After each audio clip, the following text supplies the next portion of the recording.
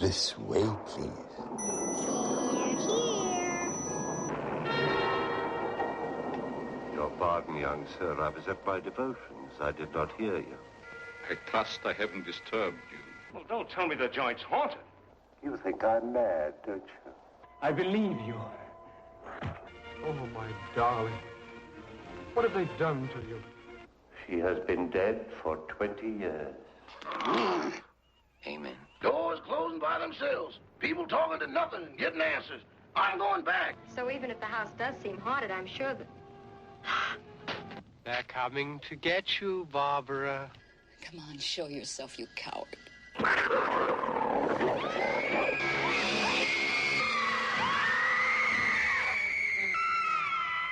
I hear somebody scream?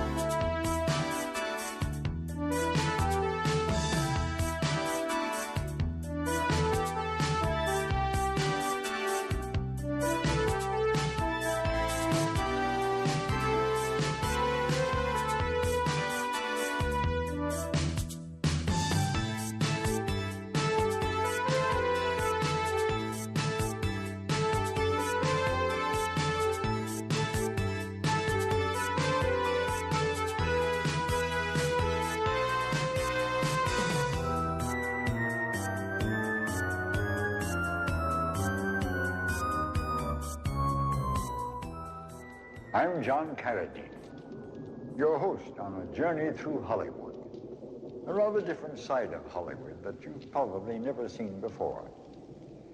You see, this town is haunted. One of the most famous hauntings took place during the making of the film The Exorcist. The author of the book and film, William Peter Blatty, remembers some of the strange occurrences that started even before the shooting of the film actually began.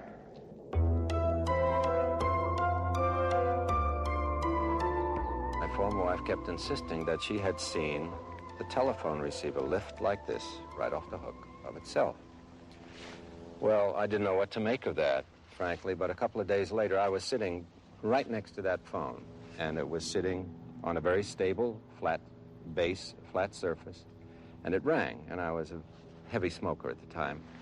I reached for my pack of cigarettes before answering the telephone, and before I could put my hand on it, I watched the receiver lift from the cradle, just enough to clear it and fall off the hook. Strange occurrences continued to happen. One of the actors died. Carpenters received mutilating injuries. The producer decided to call in a priest to bless the set. There was a cessation of these problems after the blessing, after the first blessing. And they did not recur until we changed locations from New York to Georgetown. And they started again, and the same Jesuit, who was my teacher in high school, actually, Father Tom Birmingham, was called out, and he blessed us again, and it stopped. But again, as a Catholic and a man of faith, I certainly believe, and a man of reason, I think I certainly believe that something unknowable was operating on us at the time.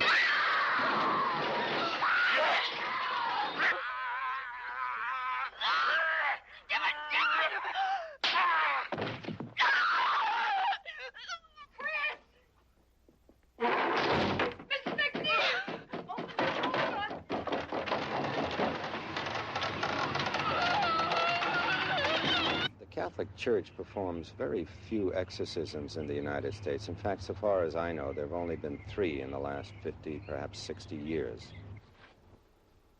What's that? Holy water. You keep it away.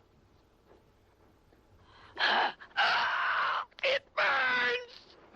Oh, it burns! Before allowing such an exorcism to take place, a rigorous investigation is conducted, and among the signs of possession are clearly visible, exterior, undeniably paranormal phenomena.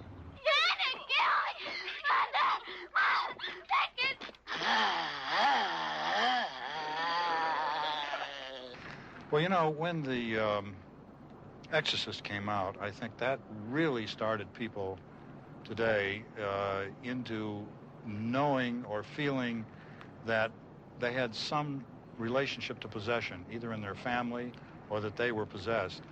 And it stirred up a lot of interest throughout the country, and psychologists and parapsychologists were suddenly being swamped with calls by people who felt that they were either possessed themselves or somebody dear to them was.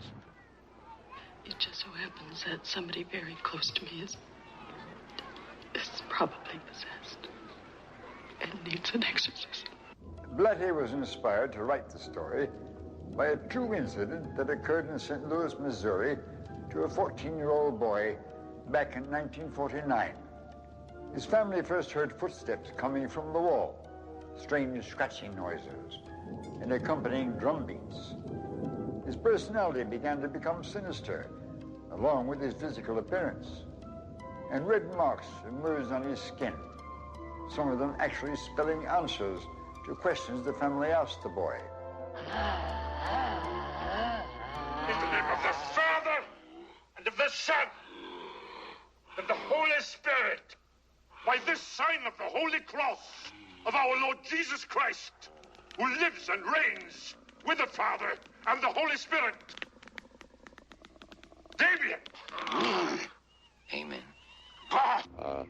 Finally, one must say, well, what really went on? And finally, the answer is we don't know. But one thing that we do know is we have no natural explanation for it.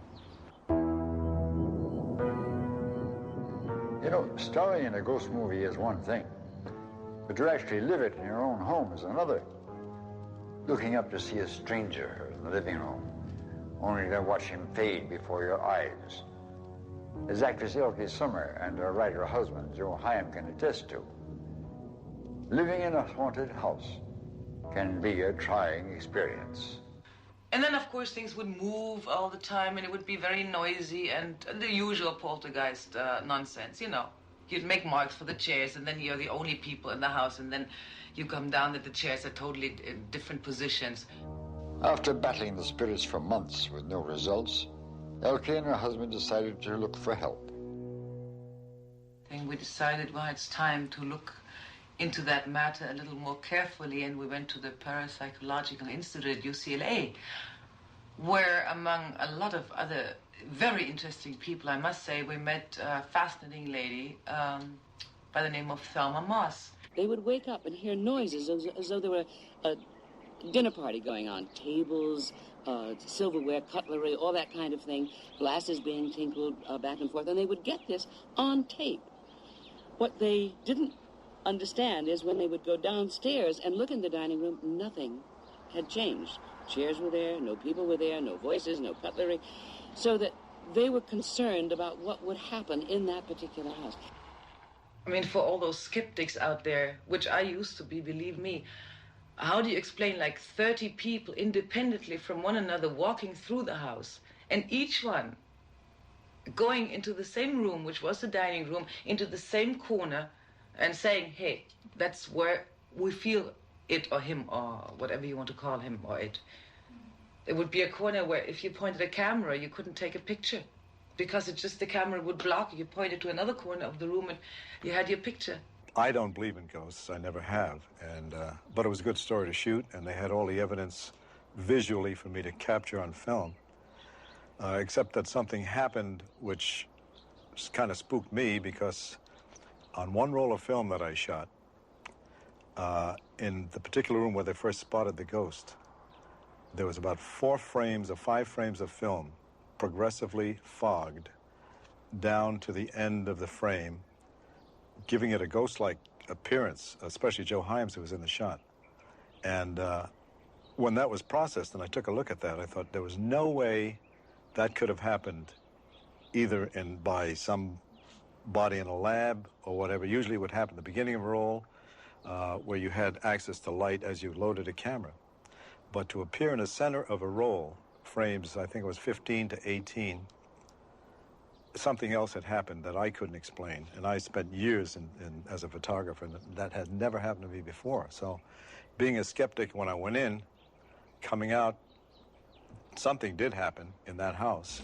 Then, a very interesting thing, one of the psychics who went through the house said, I get a strong feeling that there's going to be a fire breaks out in the dining room, and within the next year, the owners of the house, whoever they are going to have to jump from the second story from their bedroom in order to avoid the fire. Well, I wrote that down. That was all part of the data. The article was published in the Journal of the American Society for Psychical Research, a very prestigious parapsychological journal, and forgotten about. But 8 months later, in the Los Angeles Times, there was a front-page picture of Elke Sommers and Joe Hyams jumping from their second-story bedroom window in order to escape from the fire that had broken out. The firemen could never detect how the fire started, but it did start in the dining room. After the fire, Elke and Joe decided to move. Despite the house's history becoming known nationwide, it had no problem being resold again and again and again. It's unnatural in a period of, I don't know, some years to change owners 17 times. I mean, that's a lot of new owners. And everybody says, hey, Ghost, sure, yes, sure. Like the people who had the party. They had a party, a Halloween party. They all came with sheets and who and everything. And then they said, sure, Elke, and Joe, they're crazy. And Ghost, sure, Ghost. They lived there about 2 weeks by the time. And stewardess. And they were sitting at dinner, at the dinner table, in the dining room, in said room, and making all kinds of jokes and saying, hey, Ghost, and boom. And they had a beautiful chandelier, which they had bought. We had a kind of pishke one compared to theirs. Really, I mean, I said, really nice, big crystal chandelier. And all of a sudden, it just went, whole chandelier came down and nearly severed somebody's arm. Little things like that to keep life interesting.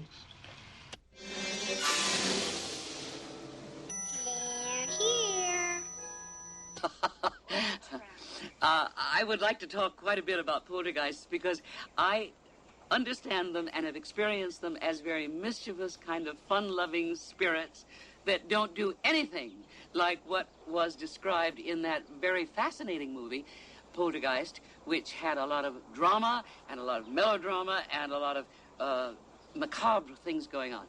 Nothing in that film related really to anything that a poltergeist does, except for that first very charming episode in the dining room when the chairs got moved around and there were certain places that got spooked. Did you do this? Hey guys, I asked you not to pull the chairs.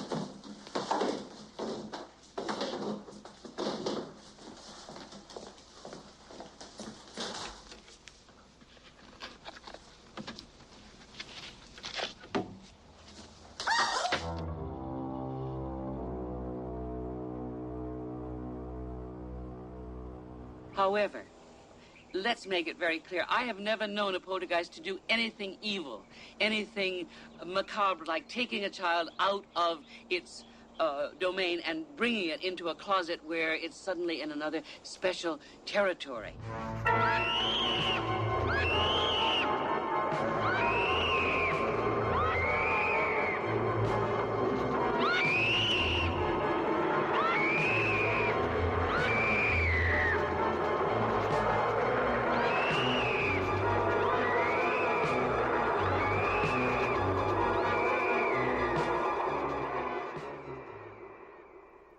Frank DeFelitta, author of Audrey Rose and The Entity, and also a Hollywood producer, once had a most unusual supernatural experience.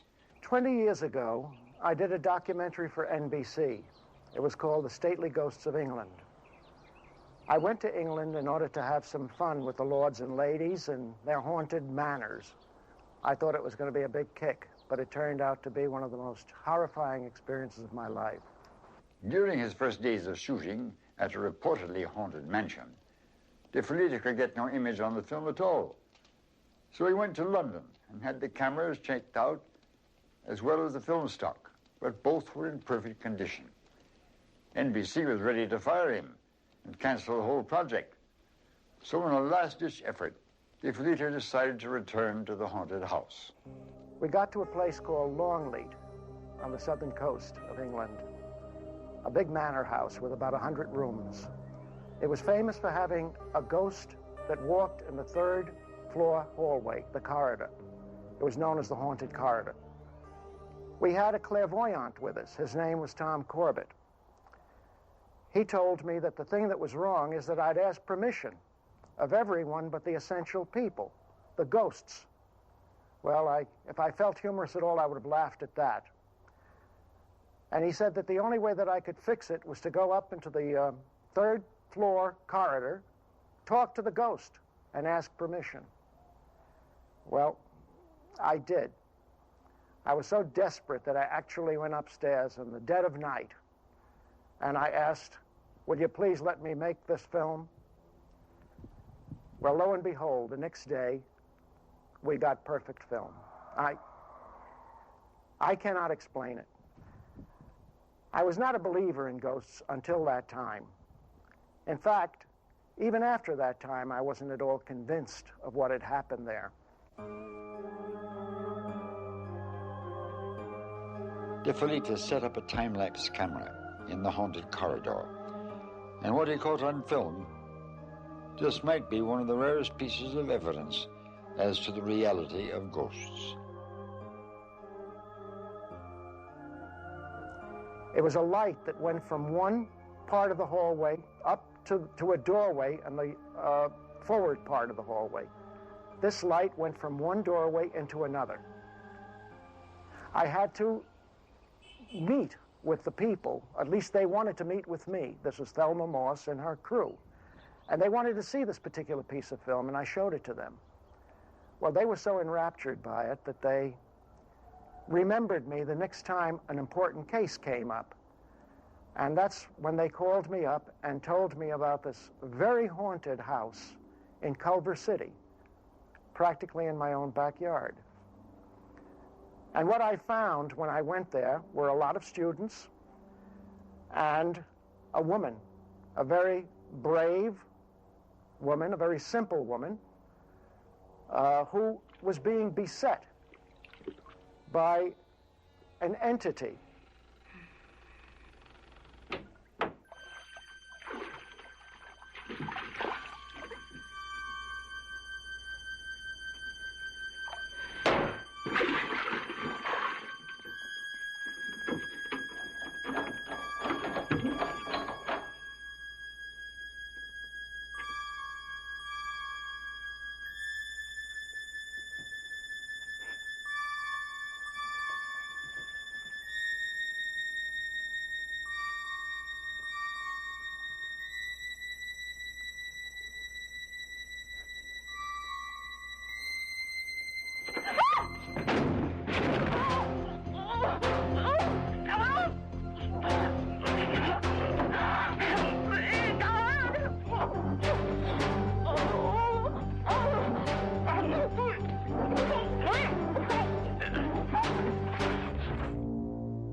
The actual story was based on a little house in Culver City where there was a lady living with her children in a lower middle class home who felt that indeed she was being attacked physically by something she couldn't see, and ran into two of my graduate students in a bookstore because they were looking for books on ghosts. And she said to them, "I've got a problem in my house." And they said, "We'll be very happy to come and take a look at your house." And they brought her into the Neuropsychiatric Institute to be tested by medical doctors because she did have black and blue marks all over her, and she had teeth blights on her neck, which is very hard to do unless you get a pair of false teeth and inflict it on yourself. And during that case, we experienced a plethora of phenomena. More things happened than in any other case we've been involved with. One of the first things that occurred happened in the kitchen. A lower cabinet door slammed open, and a pan came flying out. The trajectory of the pan was elliptical. It landed about 3 feet from the cabinet. Then the lady screamed out the ghost was in her bedroom, and we went in there. and we saw little pops of light, but eventually we started seeing large balls of light. Now, by this time, we had brought in 5 professional photographers covering every angle of the room. And balls of light would appear in the darkness that were fully dimensional. We could see them from all sides. They were in motion, moving across the room, and they would last for up to a minute. And at that point, she just let out a scream and said, "You're afraid of me. The reason you don't come is because I have my army and you're afraid of me." Come on. Come on, show yourself, you coward. Now that I've got my forces here with me, let's just see how brave you are.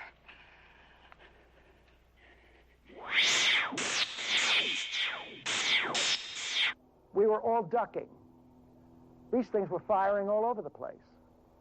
I first thought it was some kind of short, but it wasn't. They seemed to have a purpose and an aim. And at that point, she started laughing and saying, "Well, you're showing us your lights, but you're not showing us yourself. Show us yourself, you damned coward." Is that all you got the guts to do? A Lady Bitty light? Come on, we don't want fireworks, we want you! Show yourself, dead! And suddenly, he appeared. And I'm saying, this thing appeared.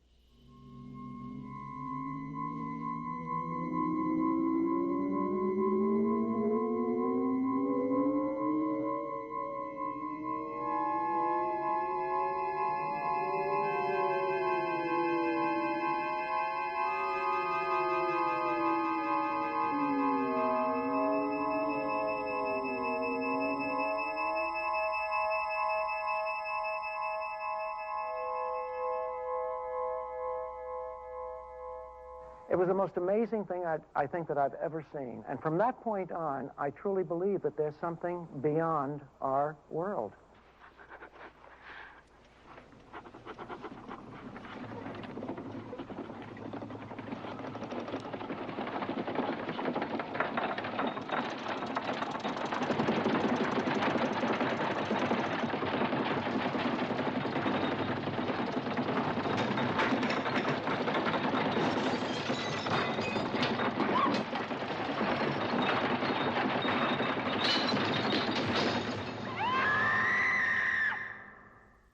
The lady, unfortunately, received no help from us, no help from the local priest, no help from anyone, and she decided to move away because she was afflicted by this sensation of being physically attacked. She moved to Texas, and I'm sorry to say that that entity, whatever it was, seemed to be attached to the family rather than to the house, and it moved with her to Texas. The real-life evil doings of the entity were not limited to the West Coast. At the same time, Frank DeFelitta was recording the events in Culver City, California. An entire family in New York was being victimized by strange occurrences in their home. That house gave inspiration to one of Hollywood's all-time supernatural hits, The Amityville Horror. It's an old community on Long Island in New York, and supposedly the house was built on Indian burial ground. And spirits of the Indians still exist, of course. Then there was another story that the house was also on that exact spot, had been the house of a warlock. I forget the name of the guy who lived there. Was supposedly come down out of Rhode Island when they had the witchcraft trials and moved in and built that house there. And so there was some history to the area and to that specific house.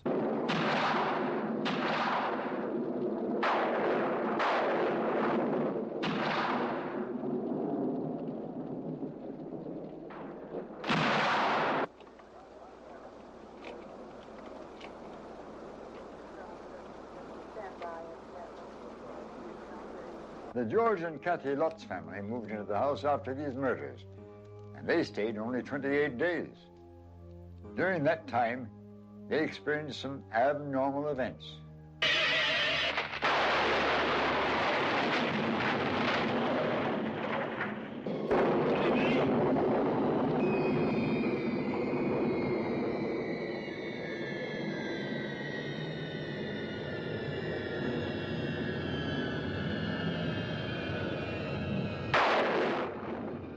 the Lutzes claimed many strange things. The children having nightmares, the daughter talking to the pig, having this strange thing in the house, in her room, that only she could see.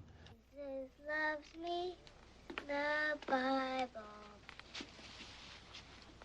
Who are you singing to, Princess? You scared Jody. Jody? No, there's no one here, see? You scared her. She went out the window. She went out the window? Well, I better check and make sure she's not still there, huh?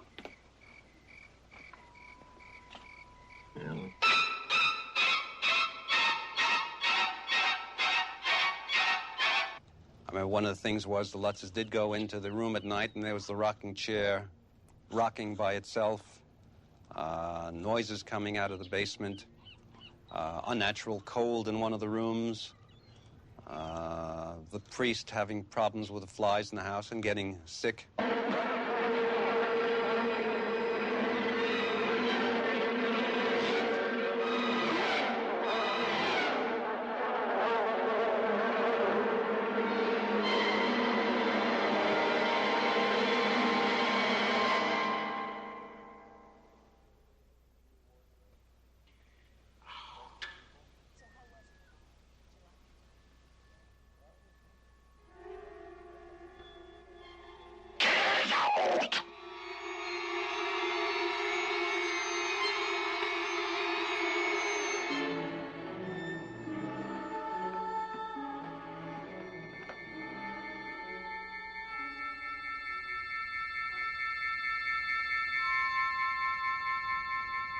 Chuck Moses investigated, and I think he did a lie detector test with the Lutzes, which proved, according to him, that they were telling the truth. And the first thing that I did was to have them submit to polygraph examinations here in Hollywood. And they passed those examinations with flying colors, so that whether you believe anything happened in that house or not, or whether it did or not, the tests more or less brought out that they believed what they were saying and what they saw. I can't possibly see how this could be a hoax. I mean, I do know the Lutzes left. They moved out of the house. They left their possessions in the house. I think she left her jewelry, if I remember, upstairs. There were clothes in the dryer. There was food in the freezer. There were too many things that they left in the house to create a hoax. Normally, when you create a hoax, you would do it for a purpose. Monetary gain, some kind of gain. What kind of gain could they possibly get out of leaving the house, walking away from it? They didn't have a book contract when they left the house. Even if they had had a book contract, there was no guarantee that the book would possibly be a bestseller. They did not have a movie contract, and if they did have a movie contract, there was no guarantee that the movie would come out and be successful. The house and town have survived the Amityville horror, but the townspeople are as split as ever about what really happened. Yeah, I believe so. I think so, because I know a lot of people who have gone into the house after this had happened, and they get scared and they ran out and stuff like that. But there really hasn't been anybody interested in buying the house or anything else like that. Yeah, they do believe it's haunted. I didn't go see any of the movies because I didn't want to waste my money to go see them. I know the story is not true. Okay, I have heard that people who have read the book and seen the movies, that someone was supposedly possessed, the house was haunted, and mysterious things were going on, and none of it is true. It's just not true. The Committee for the Scientific Investigation of Claims of the Paranormal would not have really been interested in the Amityville horror had they not purported it to be something that was based on fact. Well, the second that it was purported to be a true story, we sent out a team to investigate it. And what they found was that many of the claims based in the book and in the movie were not true. And the priest, for instance, had not gone to the house at great length, and they just talked to him on the phone and things like this. There was a real priest who had gone to the house, who had had difficulties in the house, had gotten sick, had had trouble with his automobile on the way after leaving the house. It was just what it is in the media. If they say it's true, then it makes it much more interesting, and it makes more people see the movie, and it makes it more interesting than if it was just fiction. In this house, it is dangerous for those who ridicule. The spirits are strongly displeased with the skeptical. I can understand exactly how they feel. As far as experiences of my own are concerned, I have gone at the beginning of my career to investigate maybe 50 or 60 houses that were presumed to be haunted. I never saw anything of any interest. After I left, people would tell me all hell broke loose, and eventually I got bored with that because I wanted hell to break loose while somebody was there to photograph it. So what I did was to get 2 graduate students who were awfully good at their work, and when they went, things did happen. During the past 12 years, I've investigated 650 cases. And during that time, only a few of them have produced anything worthwhile. Less than 1%. Now, that doesn't mean that the other cases aren't legitimate. It's very difficult for a researcher to be in the right place at the right time. Stunts and illusions.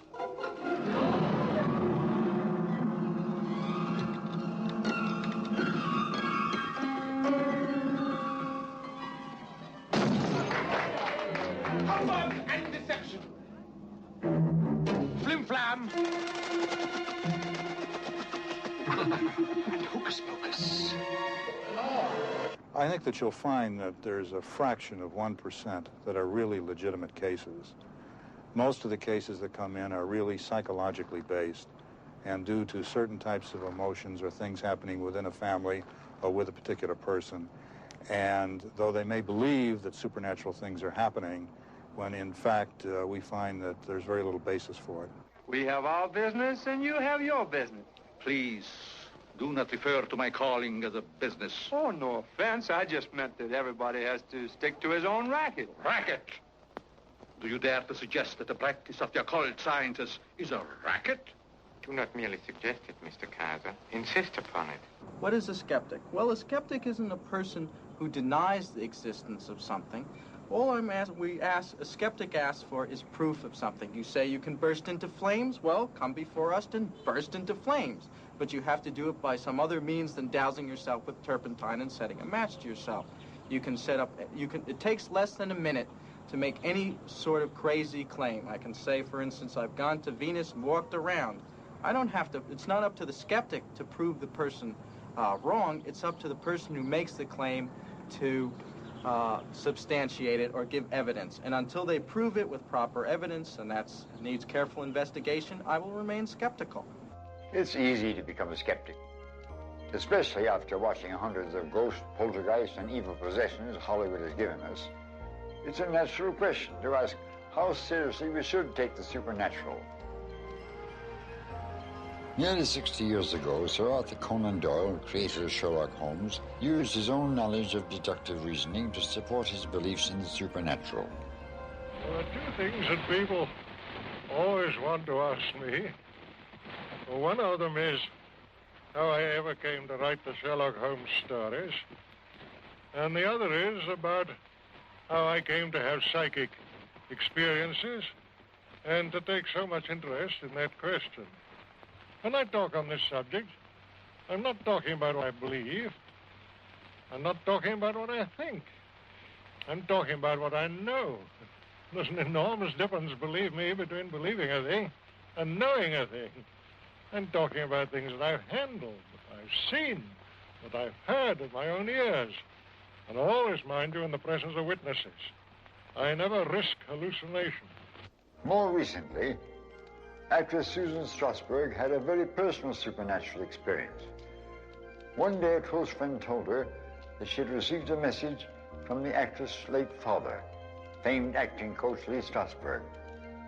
The message had told them to go find a personal note written by Strasberg himself.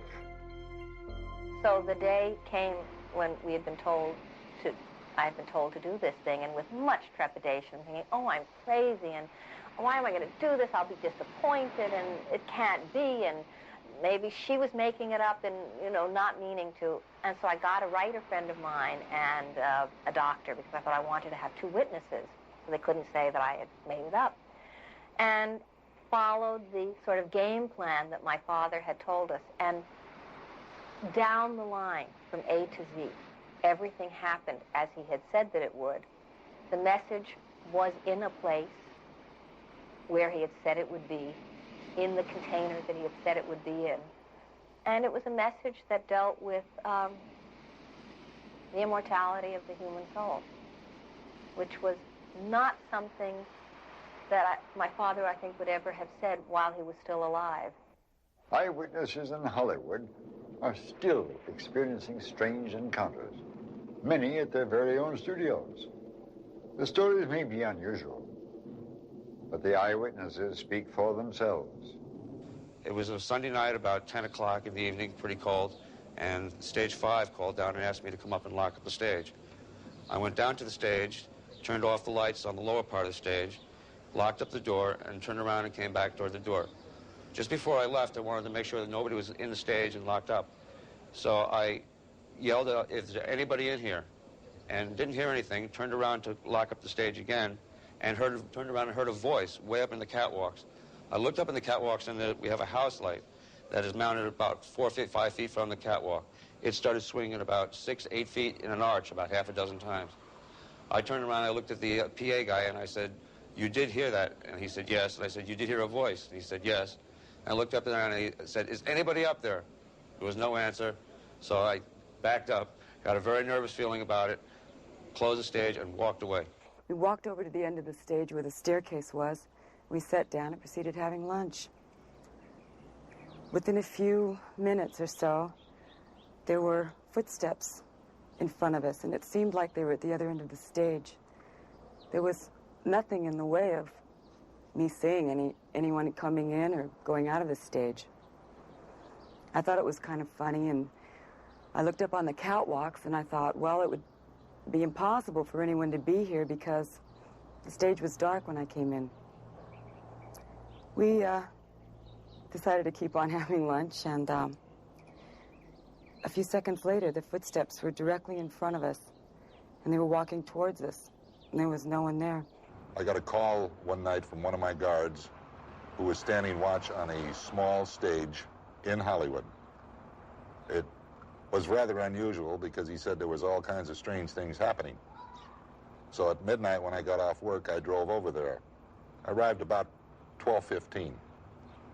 He let me in, and we started walking around, and music was coming out of the walls. After being there about 25 minutes, the temperature just went down to frigid.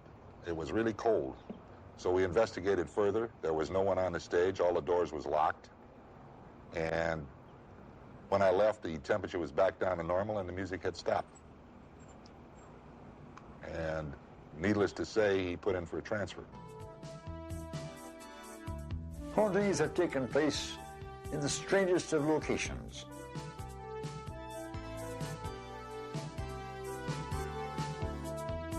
I've investigated quite a number of sites in Hollywood, including the old Houdini estate on Laurel Canyon Boulevard. All that's left is a staircase today. That the main mansion burned down decades ago. Many people have reported apparitions on that staircase. Some believe it to be the magician himself, Harry Houdini. As you know, Houdini publicly was a skeptic as far as psychic phenomena was concerned. That's not uncommon. Most magicians, and particularly those at the level of Houdini, have had the same attitude or response, that psychic phenomena is not legitimate, and I think that Houdini felt so because he was able to create so many illusions himself, but they were done technically and mechanically. Houdini made a pact with his wife. He said that if there were an afterlife, he would communicate a code to her. One of these supernatural affairs to cover tomorrow night, Martha. If you're interested, come on along. You give me a queer feeling. But this is something worthwhile. Madame Houdini is going to try to contact her dead husband, the great Harry Houdini. You know, he promised to contact her within 10 years' time through a certain code, if such a thing were possible. Yes, I remember reading something about it. Tomorrow will mark the 10th anniversary of his death, and it'll be Madame Houdini's final attempt to communicate with him. A very famous psychic, American psychic by the name of Arthur Ford, claimed privately to Mrs. Houdini that he did indeed have the code, and when they met, he gave her the code, and the next day she arranged for a press conference where she acknowledged that Arthur Ford had indeed provided the very precise code that Houdini had arranged with his wife. Now, the final aspects of the story are even more interesting. Mrs. Houdini had been involved with and was raised in a Christian church. She was a very devout and loyal woman to her church. And within a day after her public announcement, officials of the church called upon her and persuaded her to retract her statement, which she did do.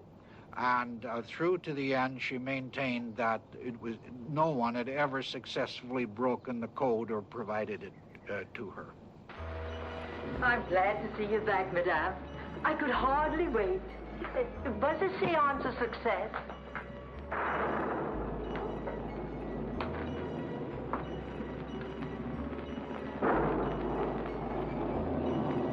Mary. Yes, Madame. There will be no more seances, Mary. Oh, I'm so sorry. But they've proven a failure? But they haven't. Not exactly. Mary, you knew my husband a long time. Oh, yes, Madame. And you remember what he always said about these things? That it was impossible for the dead to return. This proves he was right. For if it would have been possible, I would have had some sign from him in the past 10 years.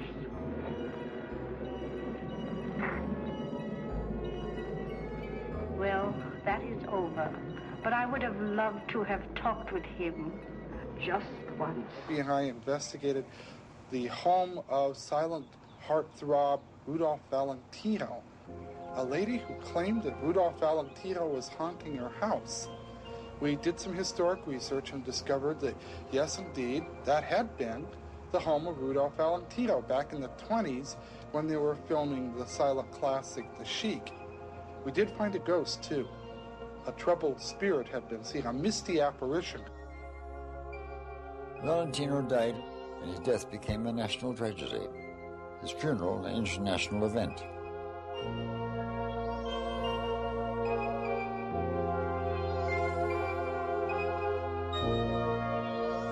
For 2 years, his house remained abandoned until actor Harry Carey moved in. But Carey discovered that he wasn't alone in the house. He reported that he was sharing it with the ghost of Valentino. The following year, a newsreel, Ghosts of Hollywood, recorded the haunted visits.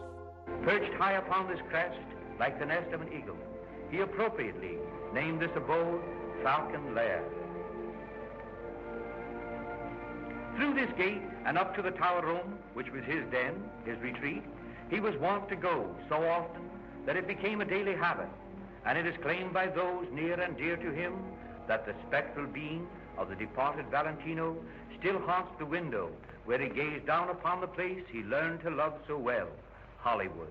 Hauntings are also memories that come back, usually based on tragedies that happened in a place. They're also supposedly people who have passed over and have not accepted that and have lived in a place an awful long time. And a lot of people report strange things happening when they start rebuilding on the premises, moving furniture around, building walls, taking down walls, etc. The spirits evidently don't like that of the people who passed over, supposedly. Not far from Falcon Lair is the former house of another reported ghost, George Superman Reeves, whose mysterious death still haunts this town. Yeah. Yeah? Good. That's the call I've been waiting for, Miss Lane. Everything's been taken care of, except you.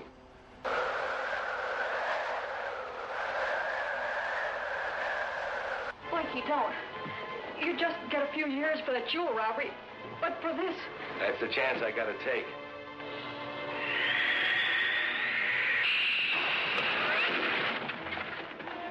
No, I don't believe it.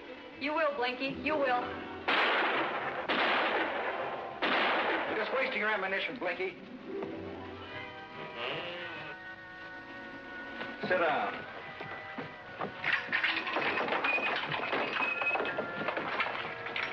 Hey, let me out. Let me out! another few seconds and it would have been too late, Superman. Well, it wasn't, Miss Lay, and that's what counts. What time is it? Just about 12:30. Well, I can't wait for the police. I have an appointment date. Excuse me. You won't have to worry about riding your pals now, Blinky. For the children of the 50s, there was no more tragic figure in haunted Hollywood than George Reeves, Superman, the Man of Steel, dead in his bedroom of a bullet wound to the head. How George Reeves died on June 16th, 1959, may always remain a mystery, but reports of his afterlife visits may be even more unexplainable. The house has had several residents since Reeves died. One couple reported hearing noises in the bedroom. They went up to the room, only to find the Man of Steel dressed as Superman, staring at them and slowly disappearing from in front of their eyes. The couple moved out that night and never returned. And so, boys and girls, be super citizens and have a super future by saving regularly with United States savings stamps at school. And keep on making me and everyone else as proud of you as we are today. Bye now.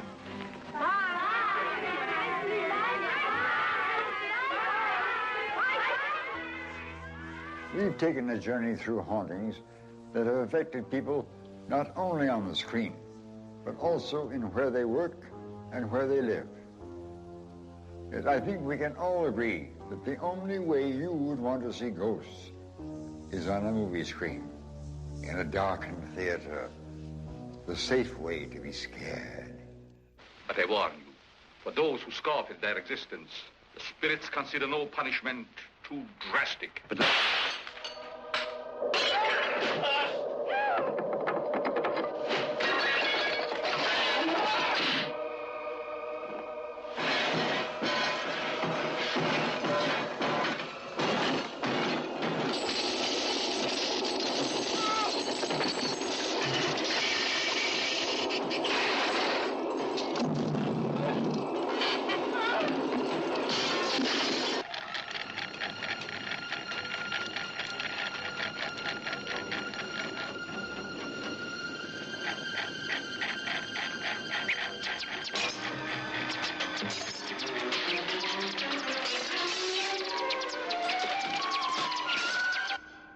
It's she.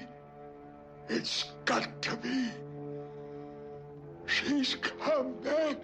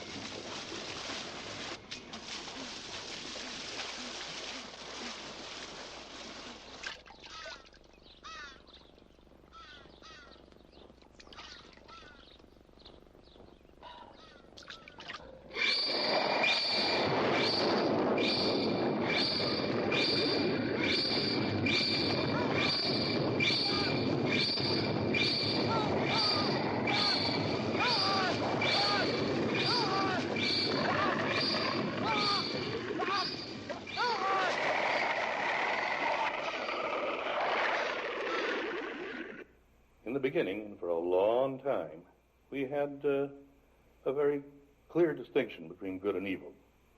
The good guys wore the white hats, the bad guys wore the black hats, and then suddenly, after World War II, there was a slight change noticeable. And as time went on, we found out that everyone was suddenly wearing a gray hat because films no longer took a distinct stand about morality, about good and evil. Through the 60s and into the 70s, there was more and more evidence that evil per se was never defined. She thinks that the child is evil? She also thinks the child isn't hers.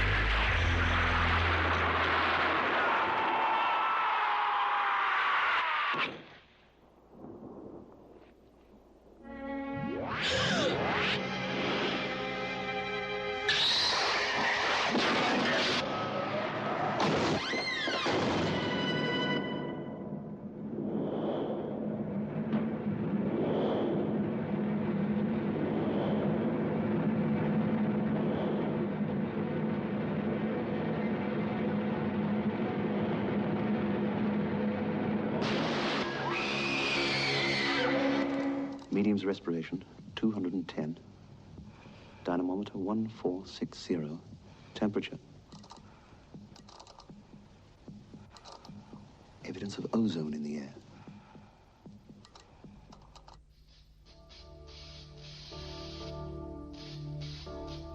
Ectoplasm forming.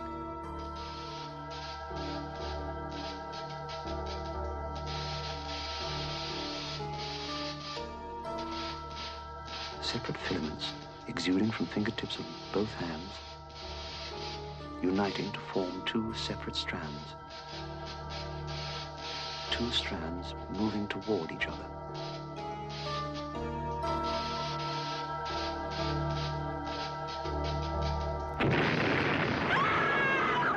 As scary as evil ghosts are, Hollywood has just as often let the supernatural show us our own comical side, that not-so-brave side that comes out when we have to go into a dark room or investigate a strange noise. Would you mind telling me where you ladies are taking me? To the Carrington estate. Uh-oh. Is there anything wrong with the Carrington place? Yes, ma'am. If there wasn't anybody living there, it'd be a haunted house.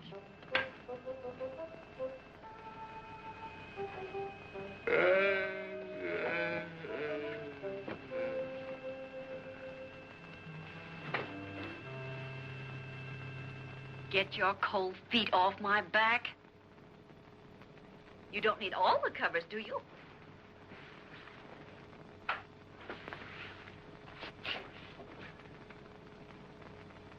Here I am, Toppy.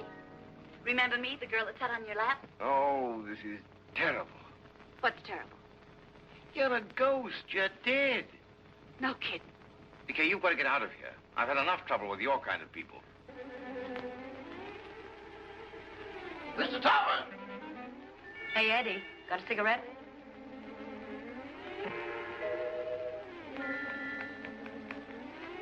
Give me a match.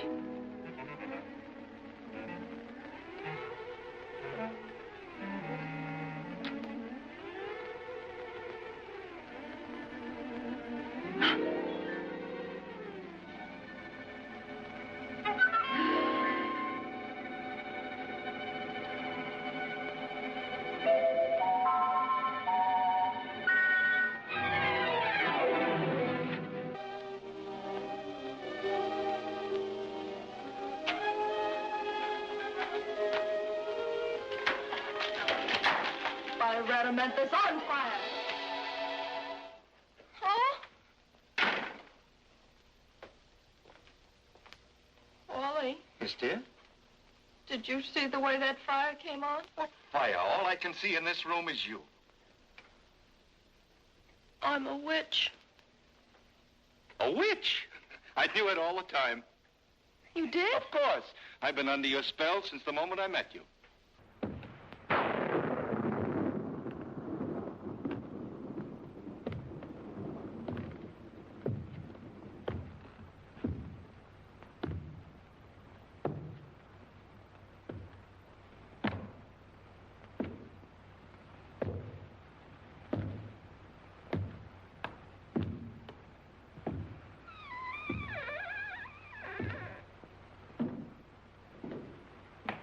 What was it? Nothing at all.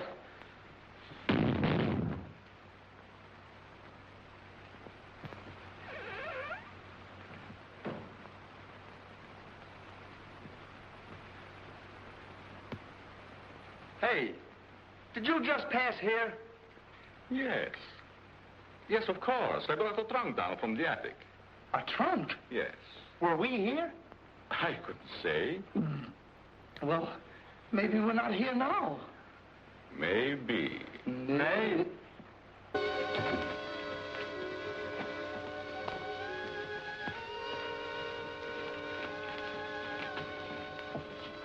Well, do you see anything? Nope. No. Who that? Who that? Who that say who that when I say who that? Who said who that when I say who that? What's the matter with you? That's just an echo. It's an echo. See that? What I tell you. There's nothing to be scared of. That's what you say. Boys, here we go again. Wait for me! I, Montague Brooke, being of sound mind, do hereby make my last will and testament. I hereby bequeath my castle in Goblin's Knob and all the treasures therein contained to my beloved niece, Hilary Brooke, on the condition that she shall spend the night of the date of the reading of this will in the castle. If, for any reason, she should fail to spend the entire night in the castle, the estate shall become the property of the trustee, my lifelong friend, Attorney Claude Melonhead. Spend the night in the castle? Why, that place has been haunted for 20 years. I'd be afraid. Then you refuse to spend the night there? Just a minute. Miss Brooke will spend the night in the castle. And Mr. Costello and myself will be there to see that no harm comes to her. Very well. If you choose to challenge the supernatural to take your life in your hands, you're perfectly welcome to try it. Here is the key to the haunted castle. Hello? Hello? There's nothing to it, Louie. Listen. Hello? Hello? Go ahead, try it. It's fun. Merry Christmas. Happy New Year. Take it easy, please. Where are you going? I don't like the echoes. You don't like the echoes? Are you sure that's echo? Certainly they're echoes. Let me see it then. Go ahead, look. Listen. You hear it? Oh, wait a minute, watch it. Go ahead, try it. Go ahead. Try it. There you are. That's... Now... Wait a minute. Don't hold on! If you want to come, jump on, but don't drag. I'm going right out that door. There's no door over there. I'll make one. During the 1940s, when America was in the midst of war and economic problems, Hollywood used the supernatural not only to make us laugh, but to better understand our own lives. There is no finer example of this than in Thornton Wilder's Pulitzer Prize-winning play, Our Town. One can go back in memory and live each of those days over again. And there's a wonderful speech in Thornton Wilder's Our Town, where Emily has died and she's allowed to come back to Earth for one day. There's Mama coming downstairs to make breakfast.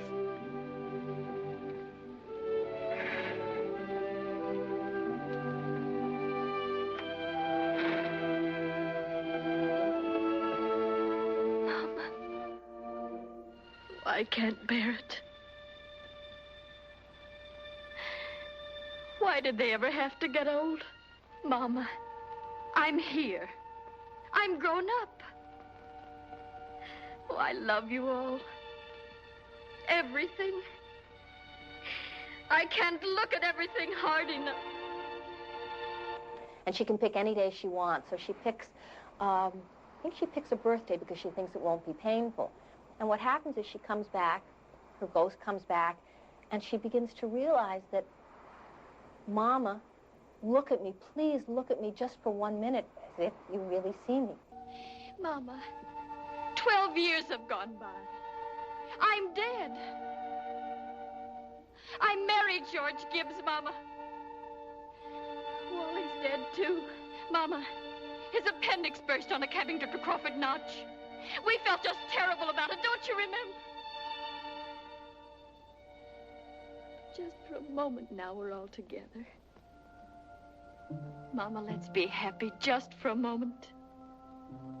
Let's look at one another. And at the end of it, she says, "Oh, Earth, you're too wonderful for anyone to ever realize you. Does anyone ever realize life while they live it?" I'm your guardian angel. Frank Capra's It's a Wonderful Life shows us the importance our life has on the world around us. Jimmy Stewart's guardian angel teaches him what his home life would be like had he never existed. Well, then why am I seeing all these strange things? Don't you understand, George? It's because you were not born. Well, if I wasn't born, who am I? You're nobody. You have no identity. What do you mean, no identity? My name's George Bailey. There is no George Bailey. You have no papers, no cards, no driver's license. No 4F card, no insurance policy. You've been given a great gift, George. A chance to see what the world would be like without you. Tommy! Petey, Janie, Susan, where are you? They're not here, George. You have no children. Where are they? What have you done? All right, put up your hands. No fast moves. Come on out here, both of you. Bert! Thank heaven you're here. Back there. Bert, what's happened to this house? Where's Mary? Where's my kids? Watch him, Bert. Now, Bert, come on, Ernie, come on. what's the matter with you two guys? You were here on my wedding night. You both of you stood out there on the porch and sung to us. Don't you remember? I think I better be going. Look, now, why don't you be a good kid, and we'll take you into a doctor. Everything's going to be all right. Now, Bert, now listen to it. Ernie, will you take me over to my mother's house? Sure, Bert, listen, that's that fellow there. He says he's an angel. He's trying to hypnotize. I hate to do this to you, bud, but... Ow! Run, George! Run, George! Ow! Joseph! Ow! Oh, shut up. Oh, Joseph! Joseph!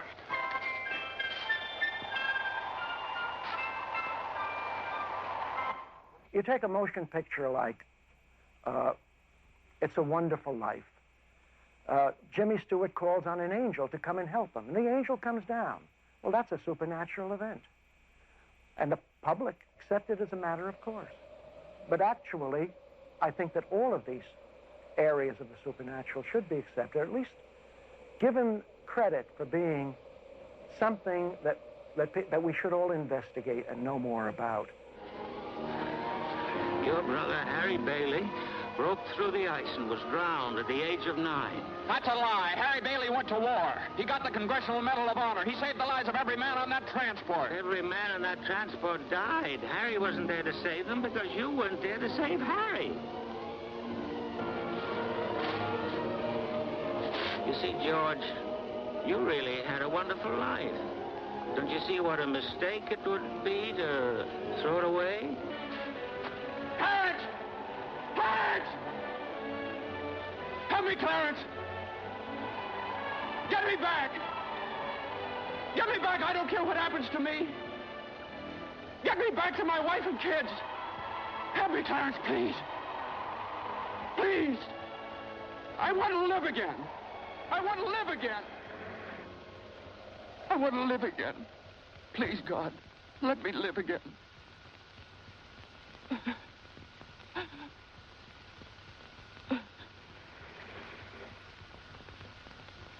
Hey, George! George! You all right? Hey, what's the matter? Now get out of here, Bert, or I'll hit you again. Get out of here. What the Sam Hill you yelling for, George? George. Bert, do you know me? Know you? You kidding? I've been looking all over town trying to find... Bert! What do you know about that? Merry Christmas! Why is there so much talk of ghosts, the supernatural, the unexplained? Well, we're slow to let go of the people we believe in. Maybe, just maybe, they're also slow letting go of us. We don't know exactly where we come from, how our consciousness evolves. We don't know exactly where it goes. Religion has been founded to give an answer to this question. And superstitions have taken the place of religion in many cultures, trying to give people an answer to the problems that beset their lives. This is the eternal mystery. And only the supernatural seems to afford some clues to the answer. All those important things, mother and daughter, husband and wife, enemy and enemy, money and miser, all those terribly important things, the earth part kind of burns away, burns out. And what's left? What's left when memory is gone? And your identity, Mrs. Smith? Something eternal. We all know down in our bones that something is eternal, and that something has to do with human beings.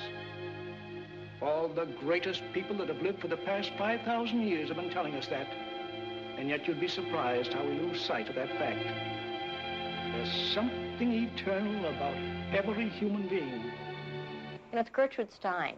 When she was on her deathbed, Alice B. Toklas said to her, Gertrude, Gertrude, What is the answer? And Gertrude Stein looked up like with her dying breath and said, what is the question? I believe that whatever happened in this case was not simply a mental disturbance. It was something beyond that, and something inexplicable, and paranormal phenomena were undeniably taking place in connection with it. I'm much more open to when people say, hey, we have a ghost, you know. Before I would have said, yeah, sure, you got a ghost, yeah, sure. Today I'll listen, and I'll believe them. Right after that happened, a gal friend of mine had come back from London, living in an actor's house, and she was reading a book in a corner of her room, and suddenly the hairs on the back of her head stood up. It was a huge house, and she looked up from the book, and she claims in the corner was a ectoplasmic kind of shimmering object. She ran about 400 yards to the nearest house. A woman opened the door, and she took one look at my girlfriend and said, "Oh, you've seen the ghost, have you?" At which point, my girlfriend passed out. And that happened right after this story that I did, so put them all together, and what do you got? Ghosts. But when it comes to ghosts, when it comes to apparitions, we tend to sort of smile a little and scoff at them. But I am one person who actually saw one. I think it'd be marvelous if there was some way that we could establish real contact with this other dimension, where I believe a lot of us go when we die. There's a lot of research to indicate that with a near-death experience, people find themselves traveling at the speed of light into another dimension, where they meet people who have gone on, who have died before them. And if that really is a plane of existence, I think it might be possible to make contact with that plane of existence. The Greeks talked about it, the Romans talked about it, the Chinese have talked about it, and the Indians have talked about it. The yogis do make contact. I think it'd be wonderful if we could do it in a scientific way to prove that there is something important beyond this life. Whether you are a skeptic or a believer, we can all agree that the unknown is and always has been a fascination for all of us. And next time you walk into a dark room, think twice when you take it for granted that you're alone. Especially if you're in Hollywood. Haunted Hollywood, that is.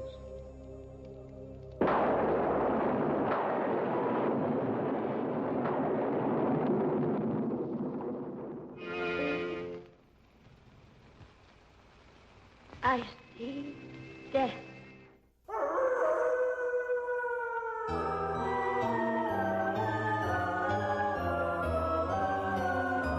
Why are you haunting me? You're making me afraid.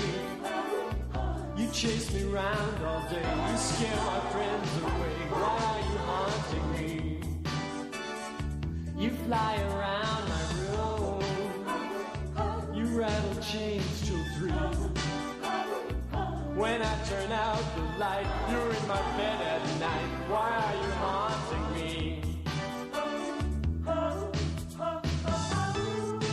I have the letter you left me the night you took your own life. You said you'd come back to get me, and I don't stand a ghost of a chance tonight.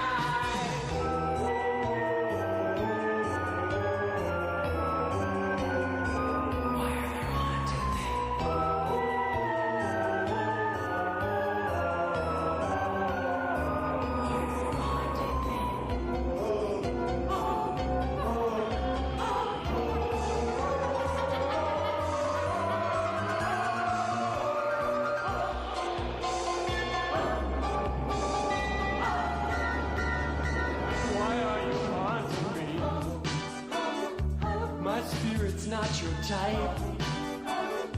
Please get it through your head. I can't love you, you're dead. Why are you haunting me?